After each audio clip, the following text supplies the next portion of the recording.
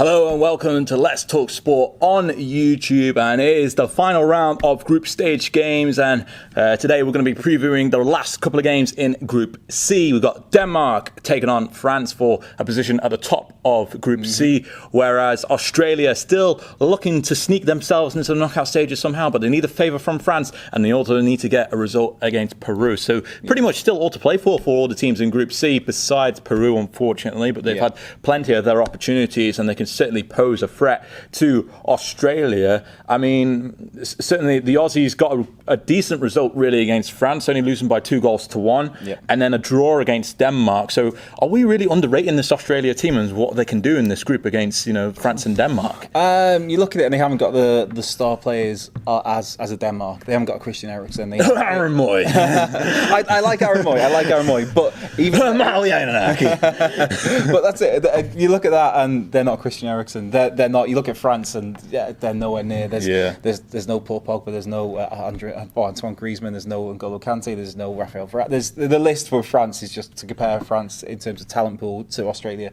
It's ridiculous. Denmark, they're a little bit more similar to Denmark in terms of there's a lot of hard-working players, but Denmark again have a little bit more energy and a bit more flair going forward. Where with Australia, I think they've been underrated a little bit. I think it's great to see them getting the results the way they've got the results. The France game, they were so unlucky in that. The Denmark game was a good game, probably a fair result just about. But they just work tirelessly for each other, and they all put a shift in. And they do have players that can make a difference.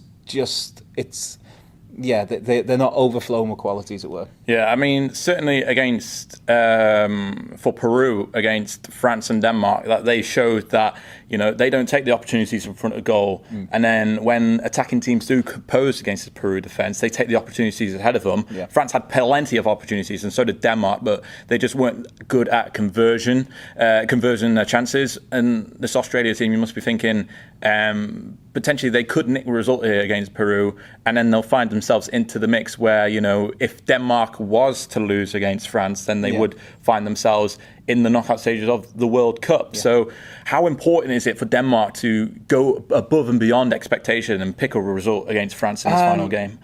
Well, I think it's vital. It's just a case of how they go for it. Do they go all out, or do they just try and contain France and go for a draw, knowing that a draw, all being well, will probably see them through? I think if it all goes well, I think Denmark could turn over France, because France haven't looked special at all. The Australia game, like I said, I was gutted for the Aussies in that. It was to lose how they lost that game. And then I think Peru as well. Peru, again, it's sad that I love Peru because I saw that they had a lot of attacking and flair, and they hadn't lost a game since 2016, but they just haven't been able to take advantage of the opportunities that they've been given. And that's my concern in this Australia game, and I think that potentially this is something that Australia could take advantage of, or we're going to see a Peru side that's still looking to avoid embarrassment really in this World Cup. Yeah, it's that double-edged sword of, is it they've had 2 defeats on the bounce now, and that's it. They're the tails between their legs, and they're just going to roll over and have their belly tickled by the Aussies, or is it a case of, right, we want to show we want to win the fans back over at home, we want to put in a strong performance and go out, we're going out regardless, but we want to go out with a win. It depends how they go at it. I think Australia will probably edge that one, but I think Denmark are going to beat France. I just think France have flattered to deceive. They've not really gelled. When you look at the players, they've got the attacking options they've got with Griezmann, with Mbappe, with Pogba behind. Olivier Giroud, in fairness, made a big difference when he started in the last game for against Peru, because he alters their style of play just by his natural physical presence. It's a different type of football, and they look better in that game, but again, it all depends on how good is that Peru team. I'm really sad that Peru have got nothing to play for by this point, because I think they could have done. They were, a lot of people had them as like a dark horse, and that was like tip of they're not going to go on and win it, but they could cause a bit of a stir. And sadly that's not the case. I just think.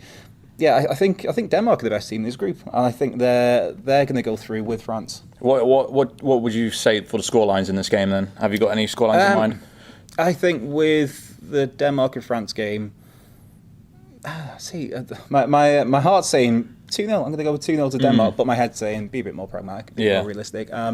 And maybe you're looking at the Danes to get a 1-0, or in fairness, it's probably going to be a 1-0 draw. So I've covered all my bases, apart from a France win. I don't think France are going to win this game. Well, I'll cover the base for that, and I think France are going to win that game by 2-1. And I think the Australia-Peru game is probably going to be a 1-1. So in that sense, that would mean Australia would be going out of the World Cup, and Denmark would be going to the knockout stages of the tournament.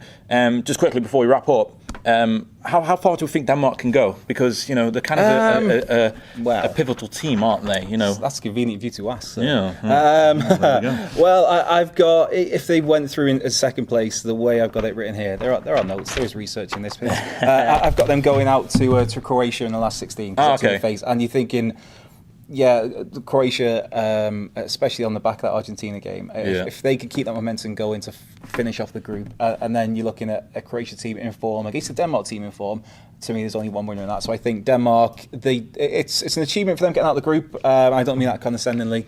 I just think that it was a tougher group than some might think of it on paper, because people might look at Peru and Australia, and they are good teams.